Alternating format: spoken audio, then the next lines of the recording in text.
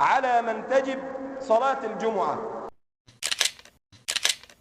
هو ده السؤال، فخليك معي.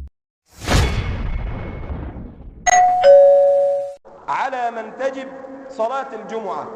تجب صلاة الجمعة على المسلم الحر العاقل البالغ المقيم القادر على السعي لها الخالي من الأعذار المبيحة للتخلف عنها. وفي ذلك يقول النبي صلى الله عليه وسلم، والحديث رواه أبو داود بسند صحيح، يقول النبي صلى الله عليه وسلم: الجمعة حق واجب على كل مسلم في جماعة إلا أربعة: عبد مملوك أو امرأة أو صبي أو مريض. يعني هؤلاء الأربعة لا تجب عليهم الجمعة.